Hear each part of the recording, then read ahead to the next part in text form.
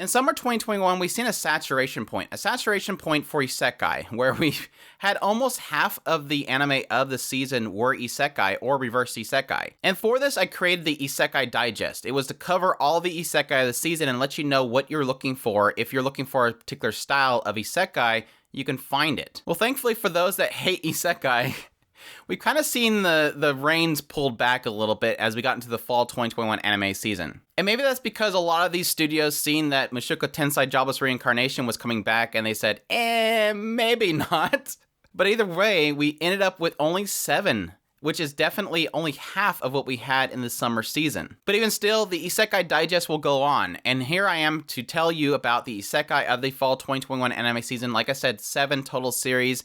So if you're interested in Isekai, you want to know more, or maybe you're just on the outside looking in going, I hate Isekai, but I kind of want to know what the heck they're doing, stay tuned. For our first one we have is the returning series, Restaurant to Another World. Now, I've unfortunately not been keeping up on this show. I'm not really much of a foodie kind of person, but that's exactly what you're going to be getting if you get into this series. It's more about different people coming into this restaurant that connects multiple worlds, hearing their stories, and them enjoying foods. And so if you are more of the type that like things like Food Wars and stuff, things that are more about food and the reaction of food, as well as the adventures that people have coming into the restaurant, it's definitely a series you should look out for. Our next one is the Faraway Paladin. Now this one is actually a series that I'm super excited for, mainly because this series is doing a fantastic job of world building and building the mechanics and everything about this world. It has a guy reborn into a world where he's being taken care of by 3 undead people. And these undead raise him to the age of 13, teaching him about the world itself, about combat, about magic, and many other things. All to prepare him for something.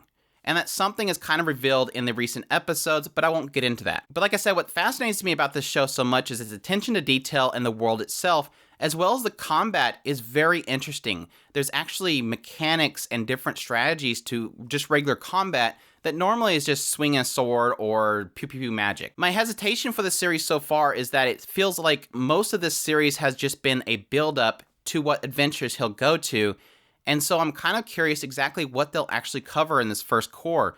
But either way, it's got similarities to things like Mushoku Tensei, where it's doing such a fantastic job of building the characters and the world itself that I hope that it continues on. The next one is The Fruit of Evolution. Before I knew it, my life had it made.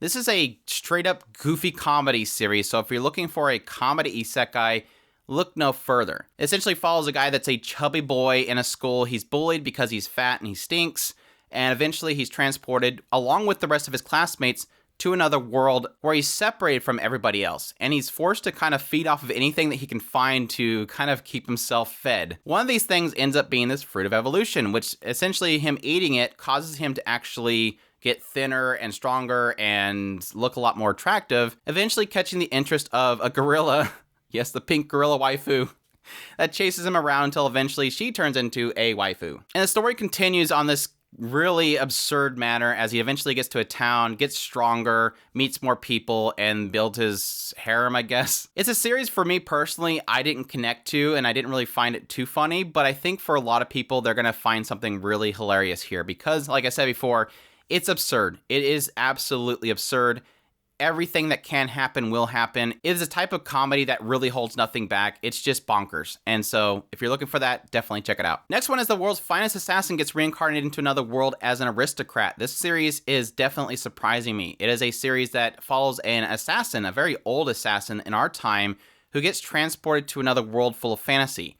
But before he does that, he ends up meeting the goddess, who essentially gives him a mission and says, normally we have to wipe out your memories, but I'm going to let you retain them because I want you to go to this other world and take out the hero. So it's an assassin being reincarnated into a fantasy world where he has to essentially learn the mechanics of the world, magic, weapons, all this kind of stuff, in order to one day, by his 18th birthday, kill the hero of that world. I think so far, even though this series isn't doing anything spectacular, it's set up its characters and the mechanics of the world so far are doing enough that's really entertained me. I actually like a lot of the characters. I'm really interested to see what they do, hoping that eventually in this one core we can actually get to that point that we've set up, which is to take down the hero, or at least get somewhere near there. Because I'm actually interested in this world. I do like the characters, and I want to see what this really old assassin will do in this other world. The next one is the obvious one, Mushoku Tensei Jobless Reincarnation. What can I say about this series? It is phenomenal. It's continuing to be phenomenal, even in the second part.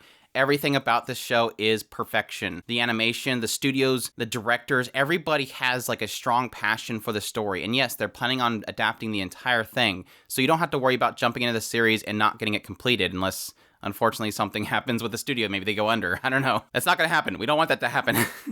But yeah, the series is phenomenal. I love the characters. They're fantastic. The world building, the animation, everything is phenomenal. For those unaware, it's basically a shut-in otaku is transported to another world where he's pretty much given another chance, get a new life, a life that he can build from the ground up the way that he wants it.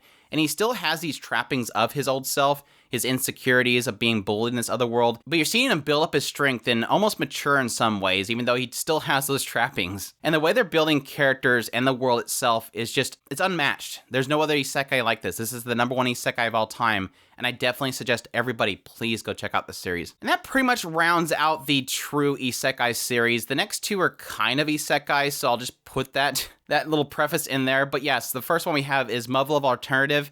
It's technically isekai. It's about a guy that's in our modern times Japan who is transported into an alternative Japan where everything's the same people, his same friends, his same, teachers, everybody.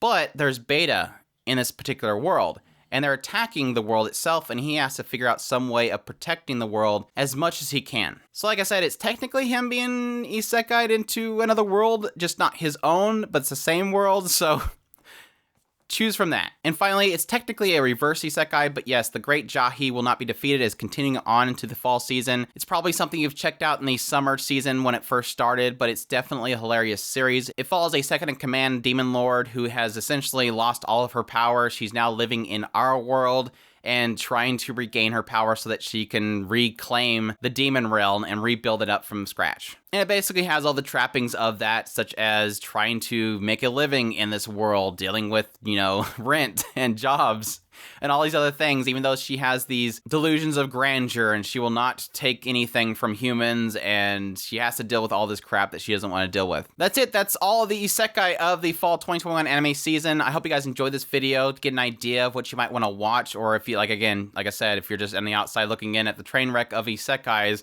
But hope you guys enjoyed this video. If you did, leave a like down below, comment, let me know if you're going to check out any of these series. Subscribe if you haven't already, share this video if you can, support us on Patreon or the tips link in the description below. We definitely appreciate everybody that does, and y'all take care.